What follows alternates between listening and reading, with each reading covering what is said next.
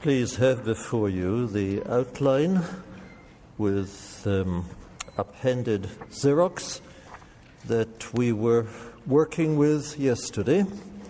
The outline headed Puritan Church Life, Worship, Fellowship and Pastoral Care.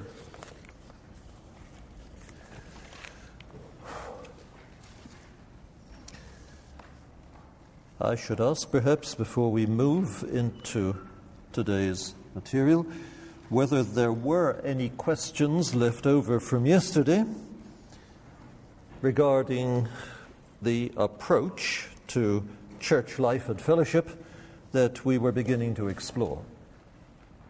If there are no residual questions, we'll move straight into today's material, but I am conscious that we didn't have very much time for questions yesterday.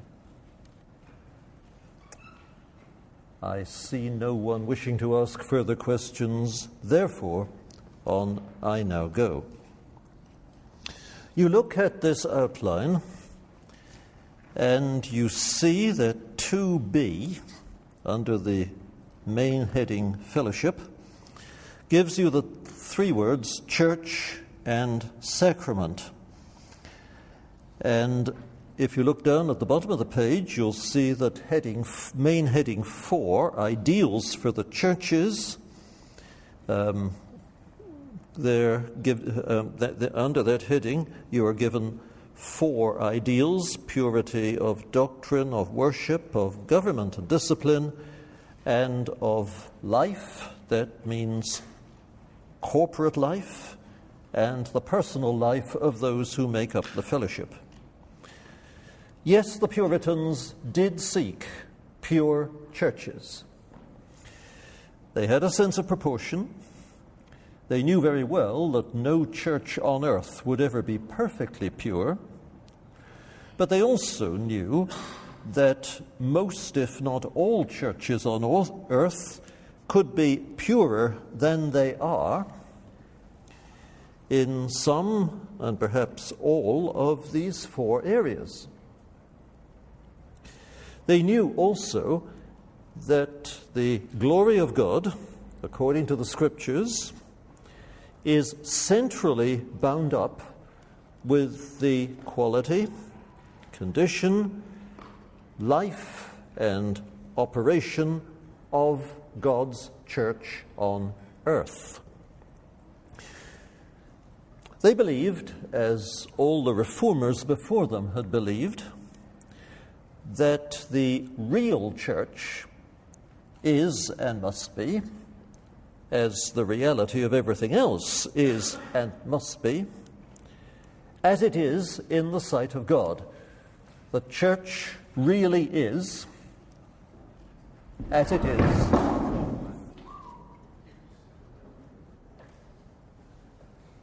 Well, it wasn't the second coming.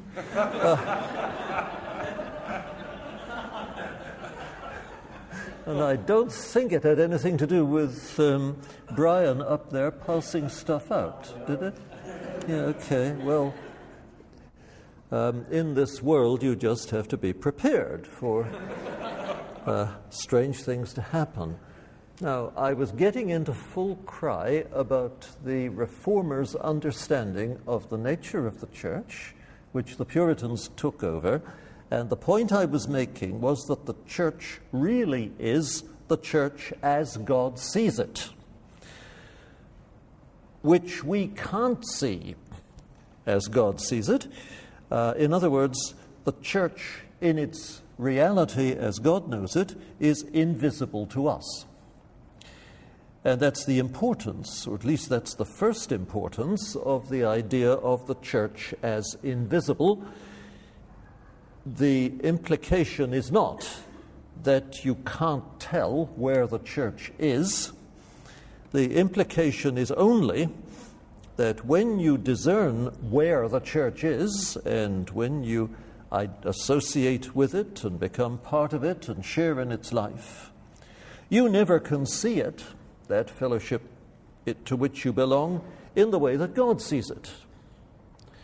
The church visible, that is, the church as we see it, is not identical with the church as God sees it.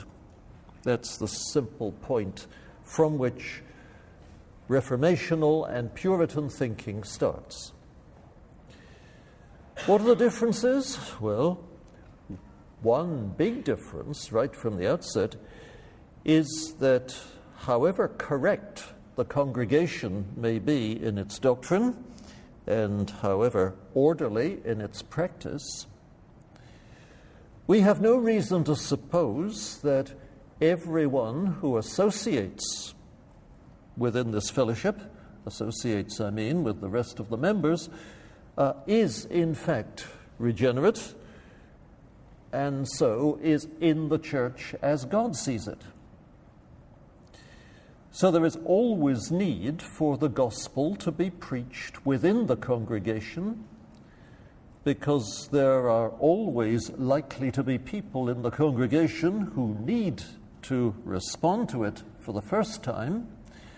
And the Puritans particularly, and this applies to them, I think, more than to the Reformers, the Puritans particularly knew that regenerate people never tire of hearing the gospel, because every time the saving love of God in Christ is celebrated, it generates fresh gratitude, fresh joy, fresh zeal, fresh ardor, fresh love for God in regenerate hearts. In other words, it is a prime means of grace to the saints to hear the redeeming love of God celebrated.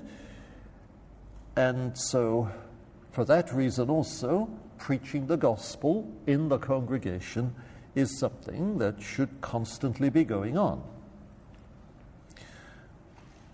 The other point, however, which I just made, namely that in the congregation there will be unconverted people, that at the beginning of the Puritan movement, when it began to stand out from the rest of the Elizabethan Church of England as a community of people who wanted more godliness and more reformation in the church, and generally more spiritual life in England than the mainstream Church of England at that time was giving or showing, those people were very conscious that in the congregations, the parish churches of England, where the audience, remember, was a captive audience. I told you this yesterday. It was a matter of law that every Englishman should be in church on Sunday, and if you weren't there, that meant you and your family. Well, there was a heavy fine prescribed in the legislation, which you could expect the magistrate to impose upon you. But in that captive audience, there would be many folk who weren't converted. So the preaching of the gospel within the congregation was, for that reason, enormously important. And when we get to Richard Baxter, ministering in Kidderminster in the 1640s and 1650s, that's 2 generations after the Puritan pastoral ministry began to take off, as it did in the 1570s, well, it's still the case that there are many people in church who are not yet converted and really who haven't yet grasped the rudiments of the Christian message. All through this period, then, the Puritan pastors are very conscious that the gospel must be preached and taught in the church because there are so many who need it. Going back now to the Reformers' Ecclesiology, they picked up, as after them the Puritans also picked up, the fact that in the New Testament you have the word church used in 2 main senses, with a third coming along behind in 1 or 2 occurrences. The primary sense, very evidently, is that the church is the worldwide, universal community which is the new Israel, the people of God. That's the church universal, within which is the church invisible as God sees and knows it. And then the second usage is for particular congregations. The New Testament speaks of churches, and Paul writes to the church in Corinth and the church in Thessalonica and so on. The thought was, as the Reformers and Puritans both clearly grasped, that the church universal, the church as God knows it, the church which is invisible to us, becomes visible in each center where people gather together to do the things that the church does. Wherever you have a congregation that exists to be the church in such and such a place, well, there you have the universal church in manifestation. And that's the connection between the two main senses of church in the New Testament. That, as I said, was understood. The third use, which isn't important actually, it's an extension of the second use, is the use that you have in such scriptures as Acts chapter 9, verse 31, where you read about the church in a large geographical area where there were many congregations. The church in Israel, the church in Asia, or what? Sorry, I said Israel. I should have said, I think, in Palestine, because I'm talking geography at the moment. Church in Palestine, church in Asia, or wherever.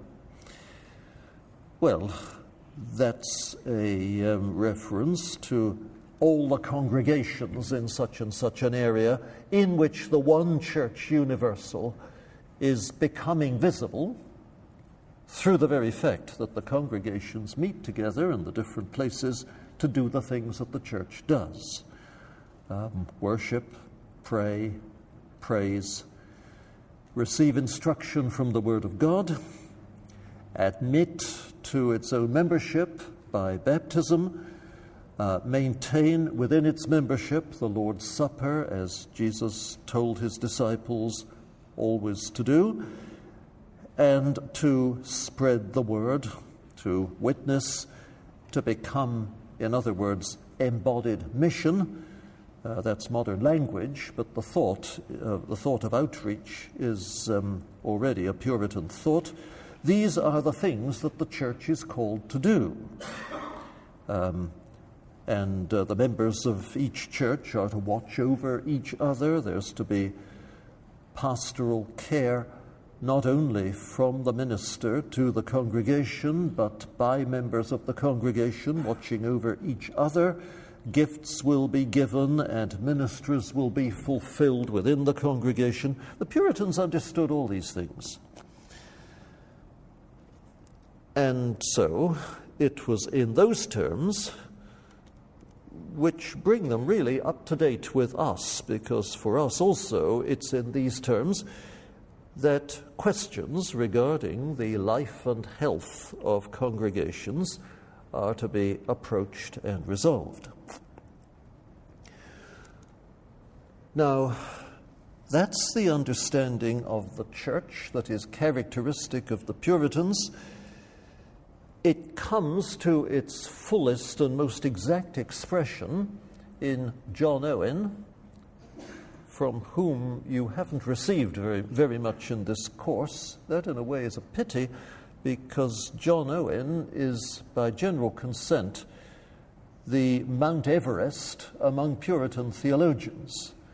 The weightiest, the profoundest, the strongest, the most enriching, and the most prophetic, in the sense that his ecclesiology, well, his theology, I should be saying here, his theology, like the theology of the other Mount Everest people in the course of the Church's history, people like Augustine and Luther and Calvin and Jonathan Edwards. His theology, it transcends the limitations of his own age. It's much less culturally shaped than the theology of other people, and it stands as a well of theological water, pure theological water, from which all generations who come after may profitably drink. But you're going to meet John Owen now, because Owen wrote a treatise at the end of his life titled The True Nature of a Gospel Church. Perhaps the way to introduce that treatise is to say this. In the medieval period prior to the Reformation, when you said church, what the word brought to mind first and foremost was the hierarchy, that is, the company of those who ruled the church, from the Pope at the top of the hierarchy down through the bishops to the parish priests. When the Reformation began in England, the hierarchy was scaled down. Papal control of the English church was abolished. Bishops were reduced to being disciplinary officers. They weren't in any sense put in charge of doctrine. Doctrine was a matter for the whole church to resolve before God through its own synods. And actually, in the 16th century, the theory was that Parliament, that is the House of Commons specifically, being a body of Christian laymen, could function as a synod for the church at any time, making regulations, you see, for the church's life as was necessary. That's a theory which would be pretty hollow today, and modern Anglicans in England don't work by it, and Anglicans overseas have never worked by any such theory at all. But that's how it was in the 16th century. And the bishops, though nominated by the Queen, were there in order to ensure order, that is, observance of the established constitutional order in all the 10,000 parish churches that made up the Church of England. Well, that was a reduction in the significance of the hierarchy and an increase in the significance of the congregation, as you can see.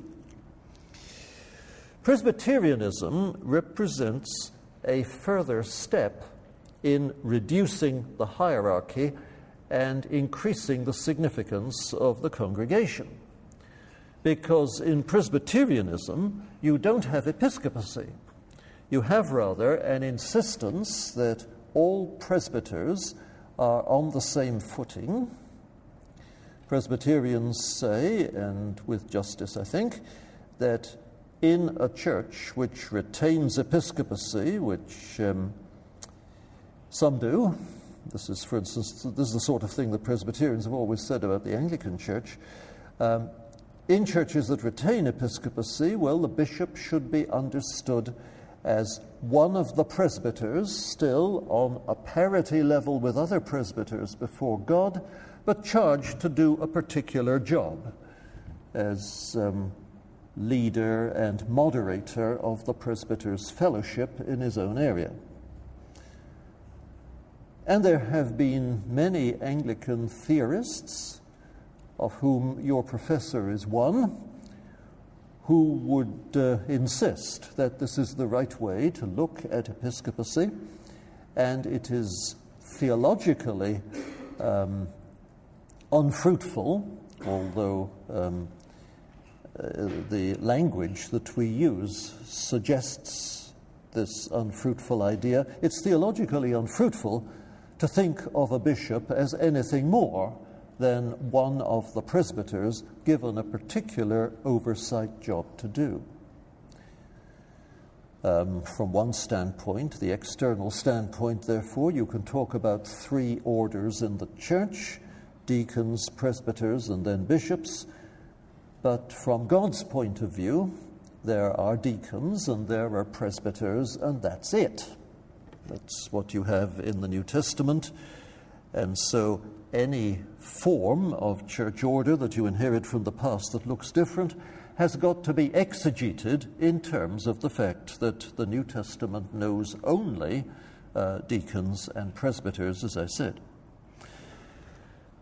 Well, in the middle of the 17th century, when the Presbyterian understanding of Anglicanism was already in the minds of most Puritan,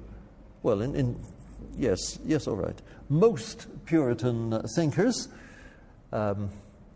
and belief that bishops are somehow special was the preserve only of the Arminian Laudians, who were taking a line that, as was often pointed out, was a regression from the line taken by the Reformers.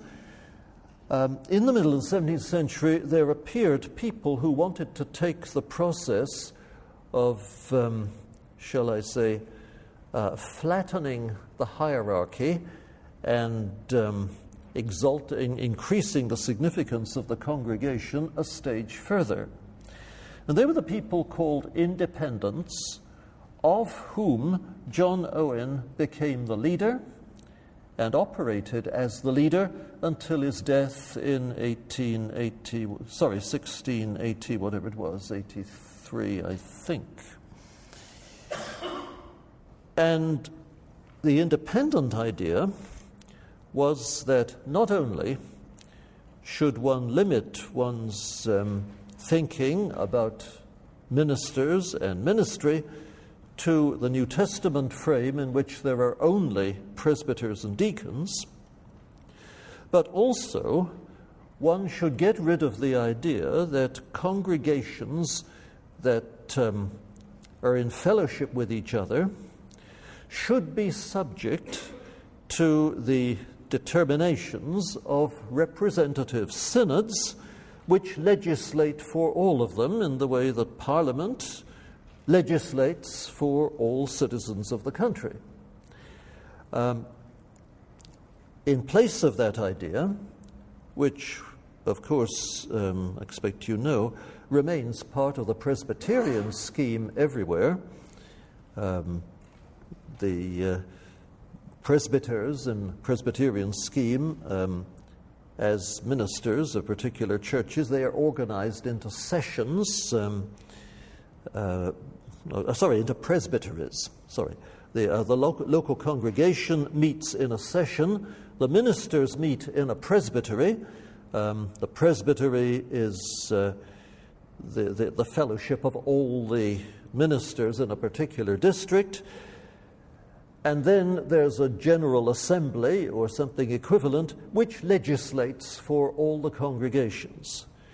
Now, in independency, the theology of synods is that they are simply for mutual information, encouragement, sharing and pooling of wisdom, and giving, therefore, of general guidance to the congregations and clergy represented, but they are not legislative.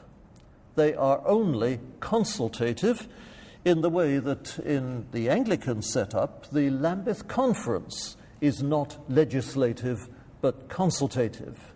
Those of you who follow Anglican affairs will know that the 1998 Lambeth Conference spoke categorically in black and white with a very large majority against the homosexual way as being legitimate for Christian people. And you will also know that the Anglican Church south of the border, ECUSA, the Episcopal Church of the USA, has systematically ignored that Lambeth Declaration, and is proceeding with its own internally generated program of moving towards the canonizing of homosexual relations as on a par with heterosexual relations, so that homosexual marriages may happen and homosexuals may be ordained, and nobody is supposed to turn a hair when these things take place. And you will also know that the same thing has begun to happen here in the Anglican Diocese of New Westminster, where at the last synod a motion was passed requesting the bishop to institute the blessing of same-sex unions, which of course the homosexual folk themselves would call already same-sex marriages. And you will know, I expect also, that in Canadian politics this has become an issue, and the issue is before the Canadian Supreme Court now, on the basis of a decision in Ontario that same-sex marriages should be accepted in the community. Well, the Lambeth Conference, you see, can be sidelined and is sidelined when Anglicans in different parts of the world behave that way. And that's a model of what can happen to synods and synodical decisions in the independent, or as it was later called, congregational system. Synods are consultative and advisory, but not legislative. So the local churches, in fact, are not bound by the wisdom of synods, although one cannot suppose that there's great wisdom in their ignoring the corporate wisdom of synods. Are you clear on that? John Owen is an independent, and he's an idealistic independent.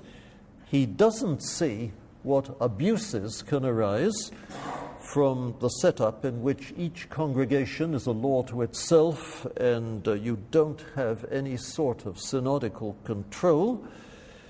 What he does see from the New Testament is a vision of every congregation doing everything right as a spiritual unit under Christ, answerable to no one but Christ, and operating simply by the guidance of Holy Scripture. In his treatise, True Nature of a Gospel Church, he goes through every aspect of church life. We're not able to do that. We're not able to follow him in that here. But I did want, and in a moment I shall do this, I did want you to get at least the headings and the main points and some of the key sentences of his 20-page chapter on the especial duty of pastors of churches, where his Puritan idealism for the pastoral office comes out. You'll hear from him on that subject very shortly.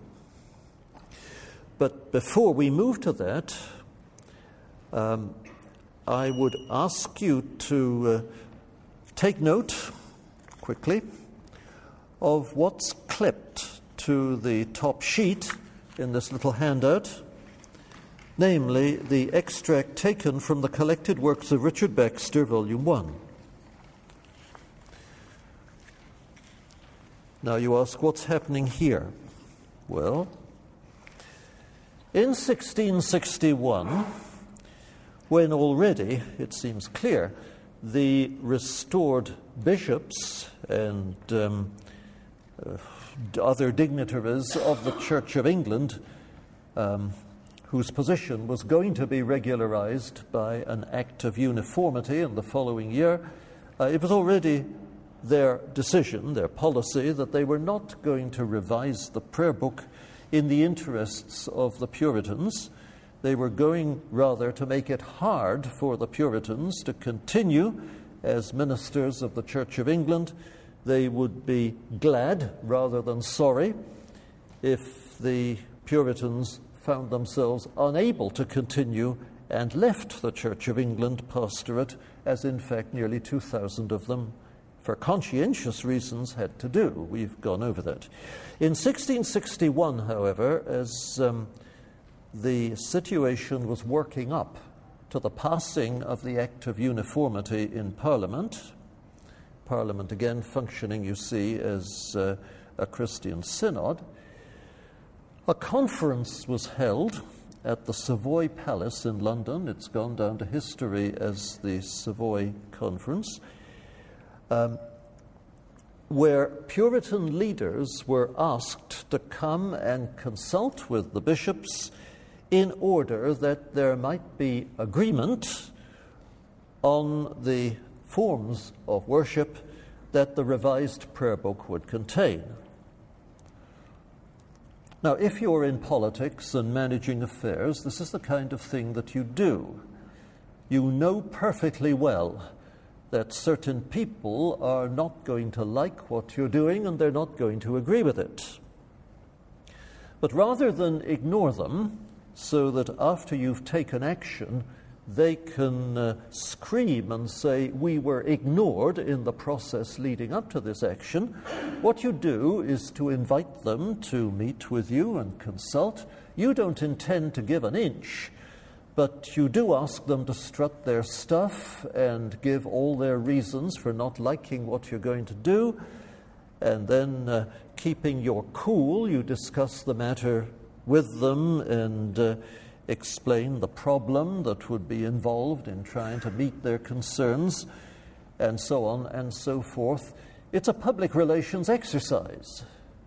We know all about it, of course, in this 21st century, but it's only recently that people have become explicit about the fact that this is what you do when you're going to impose something that something from above that won't be liked. Well, there wasn't a word for it in the 17th century, but the restored Anglicans knew all about it, and they summoned the Puritans to the Savoy Conference so that they might go through this public relations exercise. The Puritans thought that the request for consultation which might produce a prayer book that would satisfy the Puritan conscience was sincere. If you want to put it rudely, you have to say the Puritans were taken in. So along they went and found, to their shock and distress, that the bishops weren't prepared to give an inch. It was just a public relations exercise the way that I've described it. However, Richard Baxter, who was one of the leaders in the Puritan deputation, declined to take this lying down. He was a tireless debater. He wasn't always a wise debater. He was a man who, like lawyers in court, would go on and on arguing a point until the other people were weary of hearing him. That didn't stop him. When he knew that he had truth and wisdom on his side, he was prepared to go on and outstay his welcome, as in fact he did at the Savoy Conference. At one point in the discussion of the contents of the revised prayer book, he obtained permission from the conference to draft the kind of liturgy that the Puritans would wish to see in the restored Church of England. And the conference was postponed for 3 weeks while he did that. And starting from scratch, he produced a one-man reformed liturgy. And it's an extract from that reformed liturgy that you have in the Xeroxed handout. The whole of Baxter's Reformed Liturgy is in fact printed at the end of Volume 1 of that big 4-volume reprint of Baxter's Practical Works, which, as I've told you, you can get these days from the mail order people, Soli Deo Gloria, somewhere in the country, in the countryside in the state of Philadelphia. Well, I wanted you to have before you the sacramental section of Baxter's Liturgy because it does show you the high doctrine of baptism and the Lord's Supper, which the Puritans maintained. Some of you, I'm sure, perhaps most of you, I don't know, come from a tradition which is very strong in North American evangelicalism. It's a tradition which is Baptistic and which has its roots, I think, right back in the Anabaptists of the 16th century. It's a tradition whereby baptism becomes, first and foremost, a rite or ritual of testimony. You are baptized as a believer, and the purpose of your baptism is to attest and proclaim that you are a believer. And that's the aspect of the matter that's highlighted. And then the Lord's Supper is celebrated not very often in most churches, and only as a memorial.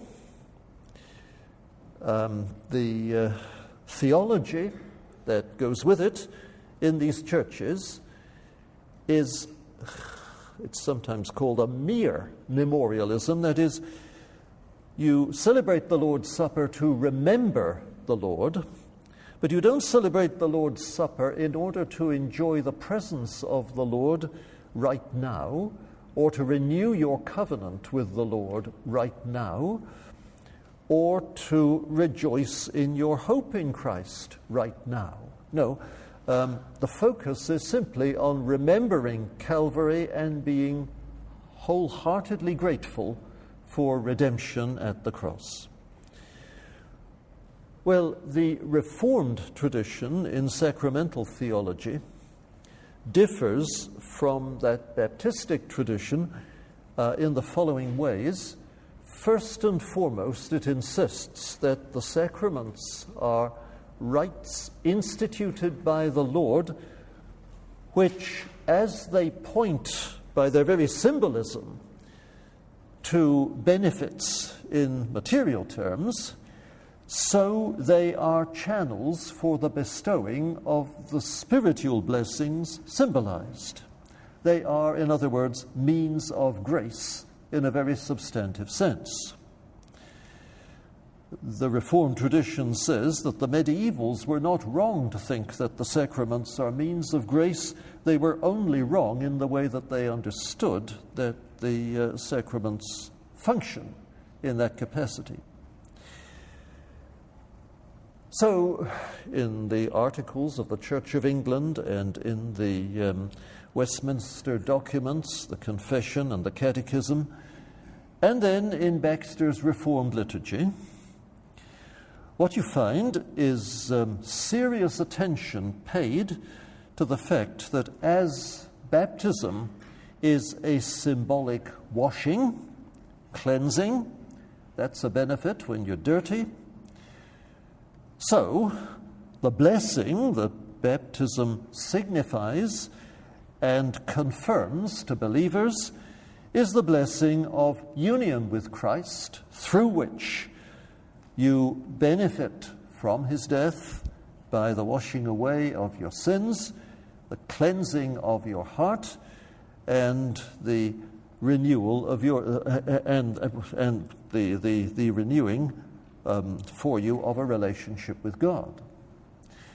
And in the case of the Lord's Supper, as the symbolism is the symbolism of a meal, bread and wine, through which physical strength and renewal will come when you're utterly drained of strength and you have something to eat, well, new strength does come to the physical system. And the thought is that the symbolism, as in the case of baptism, is seriously chosen symbolism pointing to the spiritual counterpart of that blessing. In other words, those who come to the Lord's Supper and share it in faith will get from the exercise a renewal of spiritual strength. They may not know exactly how this happens, and after all, that's part of the symbolism. We aren't able to track the physical processes whereby, when we're exhausted and we have a meal, physical strength is renewed. We just know that it is. We find it in ourselves. And all Reformed people have always said that's how faithful communicants will find it also for them. But there must be faith. The sacraments, say the Reformed, were given in the first instance to strengthen faith and so stimulate faith so that faith might be vigorously exercised in connection with the rites. The thinking, and thus the spur of the heart, is to be as follows. As sure as I see this water, and if I'm the candidate, the water actually touches me, I feel it, I know that there's water that's gone over my head, so sure is it that Christ is for real and the new life of union with him is for real, and the cleansing and new relationship with God that the new life brings, that's for real also. Seeing is believing. And the same with the Lord's Supper. As sure as I see and touch and taste the bread and the wine, so sure is it that Christ is for real and the benefits of his death are for real. He died for me, that's reality. He lives to walk with me and strengthen me and keep me company as I travel to heaven and finally to receive me to glory. All of that is fact. And again, seeing is believing. It's in that way you see that the sacraments strengthen faith and spur faith to exercise. Well, that's mainstream Reformed theology as you find it in Calvin and as you find it in the Anglican 39 Articles and in the Westminster Standards, as I said, and as you find it in the Puritan expositors. It's the way it lies in the mind and heart of Richard Baxter, and as he explains the sacraments, so you find him saying, one way and another, all these things. On the one hand, he says, it's important that those who come to the sacraments understand what they're doing, and in the case of infants who are brought to baptism, because Baxter, like most other Puritans, thought that infant baptism was God's way, so as it's important that in the case of infants who are brought to baptism, they are clearly taught just as soon as they are able to understand what their baptism was all about. As that's important, on the one hand, so the exercise of faith Christward on the basis of what was and is exhibited in these sacraments, that's important too. Without understanding and without the active exercise of faith, the sacraments do no one any good. But they are sources of strength and spurs to activity, to the activity of faith, and when received and responded to in faith, they do great good. Having said that, just because time is pressing us, I have to say, will you please read through these sacramental passages from Baxter and verify what I've just said to you? You'll find it all there. Baxter was long-winded, as most Puritans were. By absolute standards, they were all long-winded. And the forms of prayer and exhortation which he gives are also long-winded. You will feel that.